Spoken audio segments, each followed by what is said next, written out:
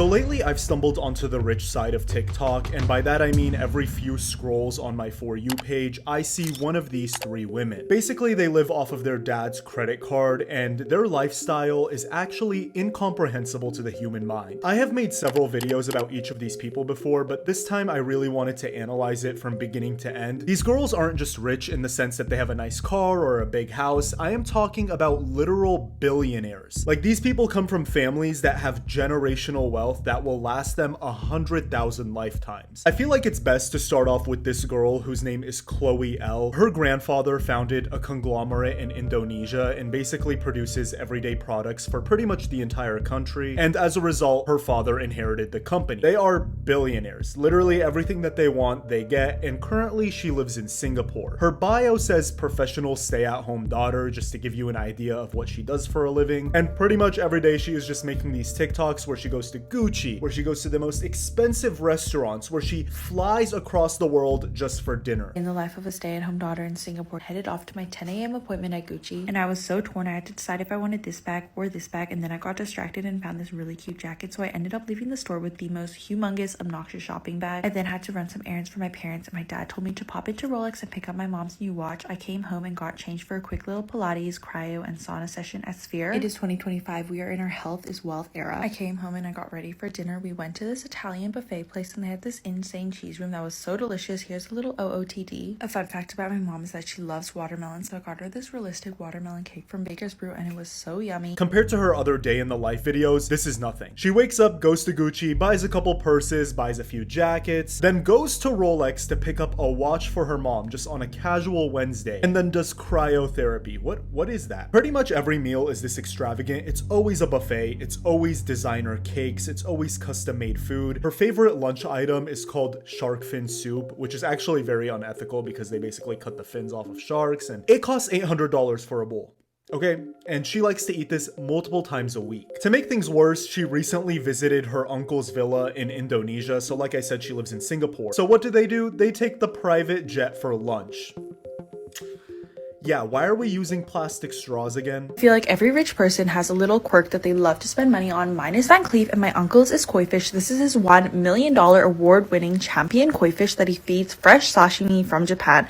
Never have I ever seen a fish so spoilt. To clarify, he only has $1 million fish. $1 million koi fish. $1 million. Why would you spend that much money? Even if you have all the money in the world, wouldn't you rather have like 5 Lamborghinis? Wouldn't you rather have, I don't know, 1 million iPads? Why would you spend $1 million on a fish that has a lifespan of what, a couple years max? And the fact that you feed it fresh sashimi, that is cannibalism. That is unethical. He only has $1 million fish, but the other koi in his ponds are easily tens of thousands of dollars per fish. They literally swim up to the surface of the water when he calls them to get little pats on their head. How freaking cute is that? My uncle is literally so iconic. Bye. The other fish costs tens of thousands of dollars. You know what? This is what I mean when I say billionaires are just like incomprehensible. It is a lifetime of difference between a millionaire and a billionaire. She posted this single photo onto TikTok. Me taking a nap after maxing out my dad's card and flying back home on the PJ, private jet. You guys got so mad when I spent $800 on soup for lunch, so come spend $5,000 on dinner with me. I'm not the biggest seafood fan, but I can appreciate it when the dishes are that expensive. Spoiler alert, guys, but we didn't actually end up hitting the minimum spend for the private room, so we just ended up topping it up at the end. Our dinner started off with bread, which was delicious, olive oil, and then the chef brought out this oregano bush and just started cutting from it in front of us. I didn't take that many clips of myself, but if you like seafood, I highly recommend Milos at MBS. Everything is so fresh and flown in straight from Europe, hence the price tags. I love you guys so much. Bye. She highly recommends this restaurant that is in Singapore and requires a minimum spend of $5,000. Yeah, we can't afford eggs. Just kidding. That's what literally everybody in the comments is saying. They're like, bro, I cannot pay for rent. We're at a point where a Big Mac meal is becoming out of budget. So spending $5,000 so that they can trim oregano onto your food, no one's doing that. Things I thought were normal growing up rich. This one used to really boggle my mind, but like, what do you guys mean you don't have an inheritance? Growing up, my mom would always tell us that one day we're going to inherit a lot of money from mommy and daddy and we need to learn how to take care of it. So she's always taught us to save our money. Now, while you guys think I'm out here spending a whole bunch of money, I'm actually saving more. I graduated high school when I was 17. My dad started paying me to read investing books and he paid me per book. So I was basically sitting at home reading a boring ass finance book like this thick, earning 4 digits. She thought everyone grew up with an inheritance. Like, that was such an authentic reaction from her, finding out that not everyone just gets a ton of money when they turn 18. Getting paid by your dad to read finance books. My mom has like specific jewelry that she wants to pass on to me, specific jewelry she wants to pass on to my sister. If I go through her jewelry box with her, I'm like, mama, dibs.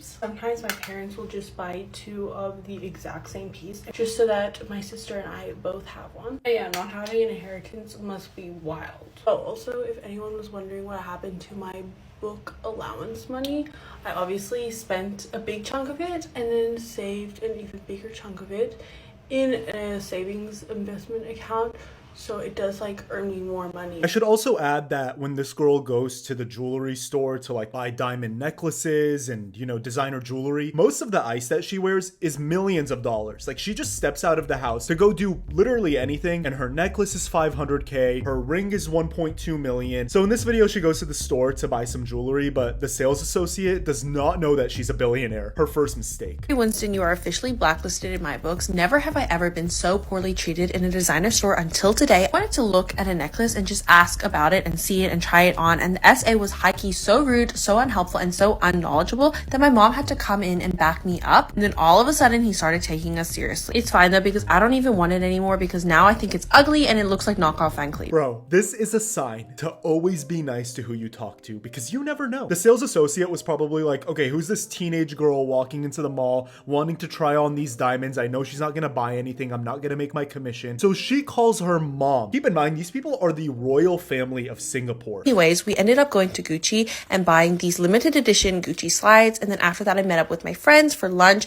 It was a good day after that. We went to Maza, which is one of my favorite restaurants, and then we went to Cedric Rollet, I don't know how to say it, for dessert. My friend had this minimum spend, so we got these Lucky Draw fortune cookies and ended up getting $200 worth of vouchers, so obviously it was time to shop. Moral of the story is that if you were that essay at Harry Winston, big mistake. Big, huge. What the hell is a minimum spend? My friend had this minimum spend. What does that mean? Are you walking into the store and they're like, you have to spend $1,000 to be here? Just don't go. She has a ton of other videos like this. Honestly, very entertaining to watch. I highly recommend. There is another one whose name is Becca Bloom. Okay, she is not as rich as Chloe, but her life is still absolutely insane. We designed every part of our invitations with our designer. It comes in this soft cream velvety box. And when we open it, you can see a hand-drawn gold foil illustration of our wedding venue, Villa Balbia. So this girl is getting married in Lake Como in Italy, and just so you know, the venue charges around $2,000 per guest. Some people's weddings don't even cost $2,000 in general. I made an entire video about this, but her cat probably has the best life that I've ever seen. Like my cat's breakfast with me, Oscar and I are actually eating from matching chargers this morning. $200 plate, by the way, or like Chef also $500. made Oscar this tuna bone broth blend, which smells like a stinky sock, but to each their own. We have some salmon roe caviar for seasoning.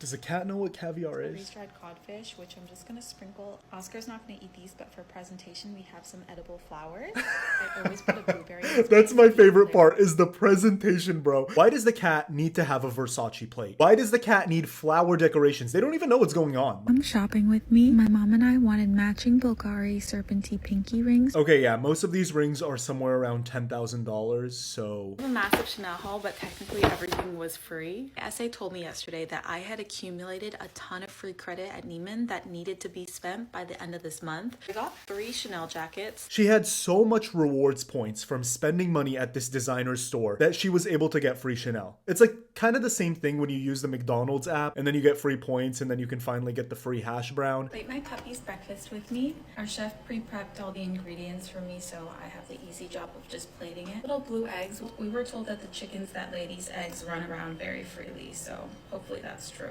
He usually ignores the vegetables and fruits, but I have them anyway. Fresh meat, fresh eggs, veggies, rice. This is a human meal, okay? This is something that people like meal prep for. My breakfast with me.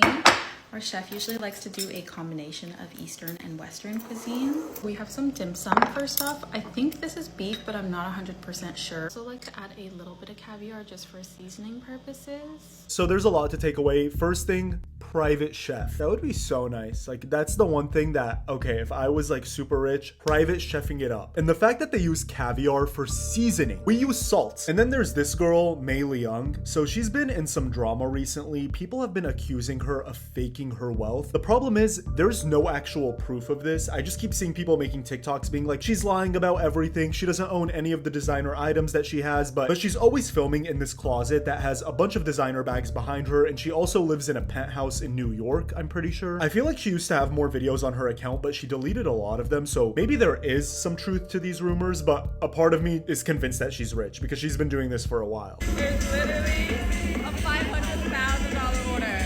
Like, Spending $500,000 on bottle service might be the stupidest thing ever. I would rather spend $1 million on the koi fish than $500,000 at the club. So I went to Hermes and I basically just picked whatever I want and I don't even know how much I spent. Okay, next I spent $15,700 on a Kelly. So the problem is that she doesn't necessarily show these items, which is I think why people assume that she's faking it, right? That's why the rumors started. But like I said, look at all those designer bags behind her, like this, no job, and my dad's unlimited Amex. And the caption to this video says, if you're rich enough, it can always be summer.